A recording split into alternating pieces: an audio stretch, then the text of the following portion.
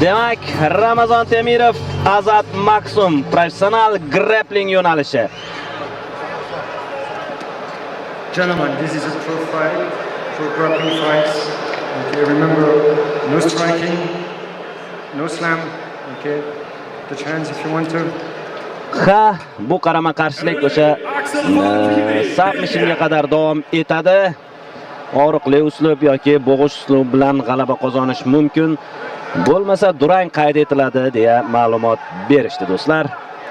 Demak, birinchi raund start oldi. Bir raund davom etar ekan bu jang. Ha, albatta. 10 daqiqa. Agar og'ritish uslubi qo'lga olinsa yoki taslim bo'lish belgisi berilsa, albatta qaysidir bir tomon g'alaba qozonadi, bo'lmasa yuqorida aytilgandek durang qayd etiladi.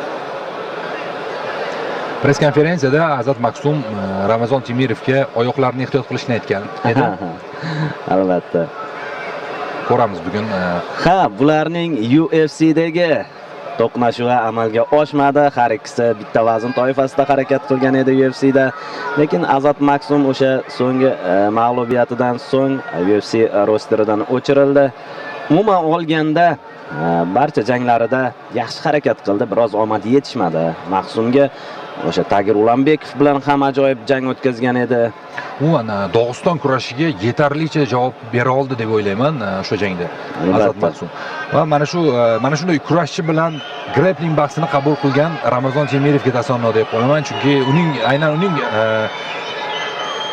hududida jang qilyapti desak ham bo'ladi hozir, ya'ni o'sha kurashda. Ha, albatta. Lekin Ramazonni o'sha kurashga yaxshigina himoyasi mavjud. Bu yerda faqat himoya emas, balki hujum ham kerak bo'ladi. Ko'ramiz. Birinchi urinish Maksum tarafidan chiqib ketish kerak, big mountga o'tmaslik kerak.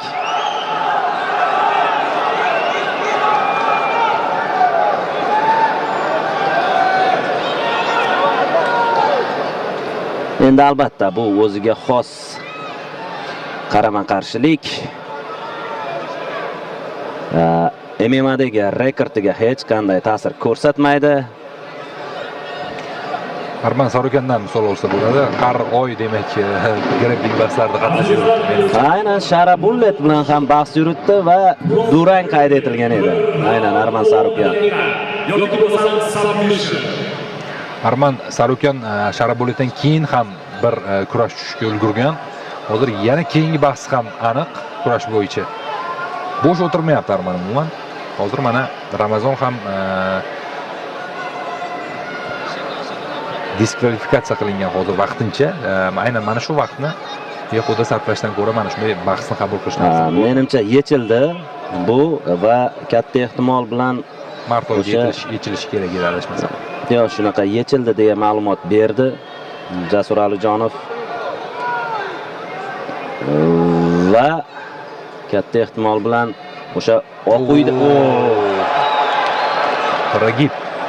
Oq uydagi raqamli turnirga harakat qilyapmiz deya aytib o'tgandi. Takedownlari juda zo'r Maksumning o'zi. Tagir Ulanbekov bilan jangda ham xilma-xil takedown ko'rgandik. Hozir mana yana bir master class ko'rsatdi desak bo'ladi. Albatta mana shu bahsni ko'rar ekanmiz. Bu bahsdan keyin jangchining MMA'dagi qobiliyatlariga bir qandaydir bir savol tug'ilmasligi kerak, chunki bu faqat grappling bahsi. MMA'da agar bu jang bo'lsa, umuman boshqacha bo'lishi mumkin edi. Ha, vaziyatdan chiqib keta oldi Ramazon. O'sha parterga olib tushgan vaziyatda agar ochkolar hisoblanganda 3 ballni qo'lga kiritar edi Maksum.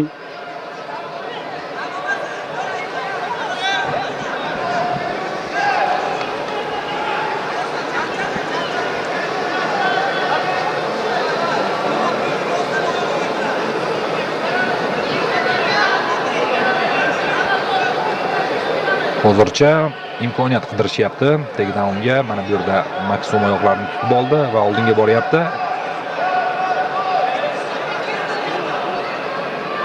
Chap oyoq to'g'ri o'ng oyoq ushlab olgan ekan.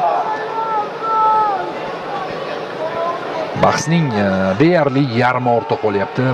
Oldinda yana 5 daqiqa vaqt bor. Yoki submission yoki og'ritish uslubini qo'llash kerak albatta g'alaba qozonish uchun.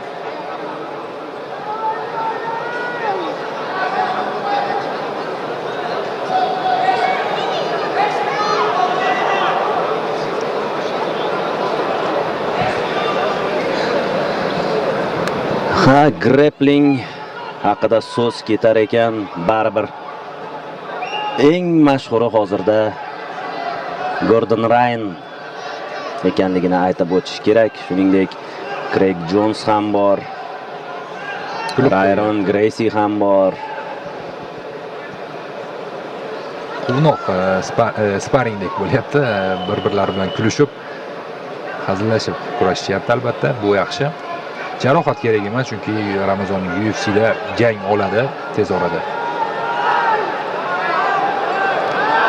Azat Maksumga esa press konferensiyada ushbu ligada kelajakda grappling emas, balki MMA bo'yicha jang qilish taklif tushdi. Nima deysan degan savol ham tushdi. U esa agar yaxshi taklif bo'ladigan bo'lsa, yo'q deya olmaydigan taklif bo'ladigan bo'lsa, umuman olganda yo'q demayman degan javobini aytdi. Albatta, shuningdek, Amerikada UFC dan boshqa ligalardan taklif borligini ham aytib o'tdi.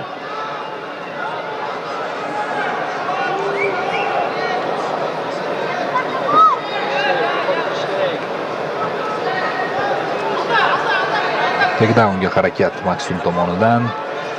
Ramazon Temirov yana himoyalanishga majbur.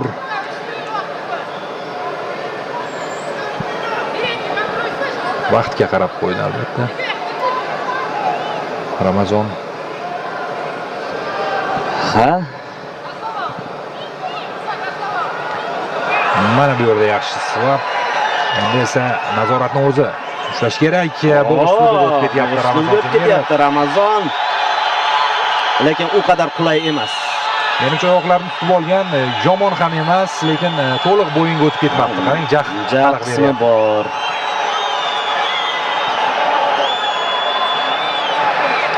Endi nazorat Azatda.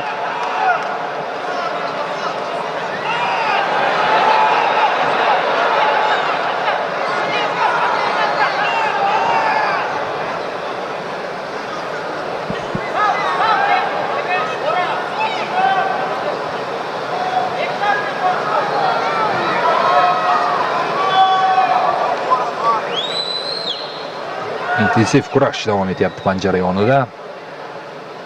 2,5 daqiqa vaqt qoldi. Pozitsiya uchun kurashyapti. Bu ketishda Shohrux bir submission amalga oshishi juda qiyinga o'xshayapti. Qiyin albatta. Qulay vaziyat bo'lmayapti. Imkon qadar pozitsiyalarni yopyapti Ramazon Temirov va mana bu yerda chiqib ketdi. Baribir 10 daqiqa. Buni kardiosi boshqa baribir. Bir raund 10 daqiqa.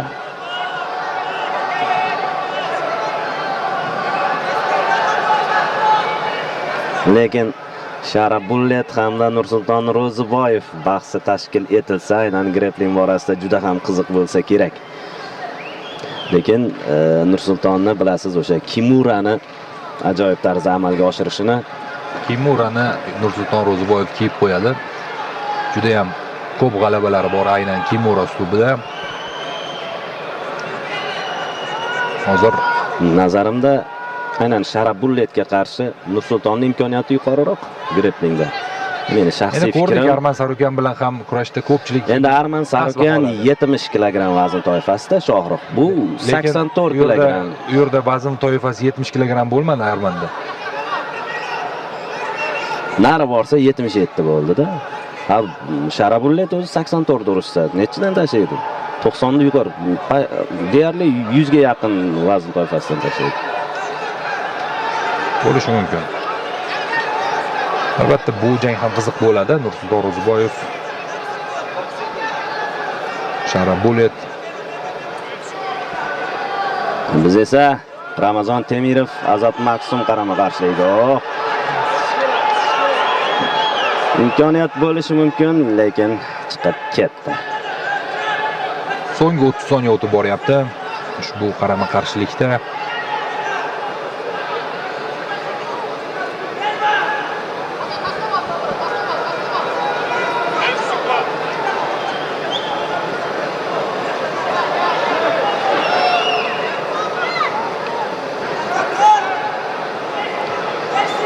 Ha, qulay vaziyatga o'tib ketmoqchi, lekin vaqti yetmaydi. demak, bahs shu bilan Oh. deyarli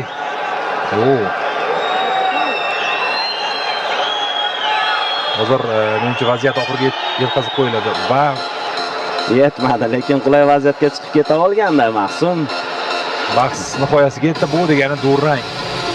Bong chalindimi, demak, grappling bahsi durang bilan yakunlanmoqda.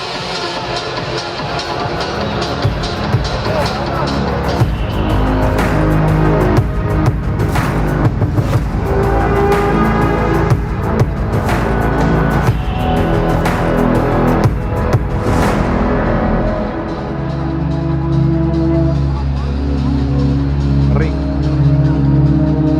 Demak, ikkinchi raunddan e'lon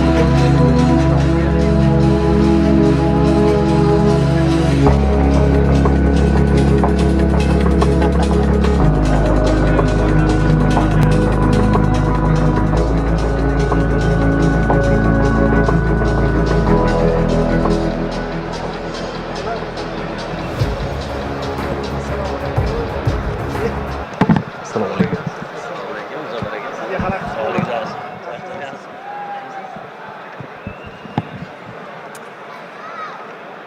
Prof Grappling to'qnashuvi sabab bo'lgani uchun submission bo'lgani yo'q. Shuning uchun jangovar durang в этой схватке объявляется боевая ничья. Jangovar durang qayd etilmoqda ushbu grappling bahsida. Ha do'stlar,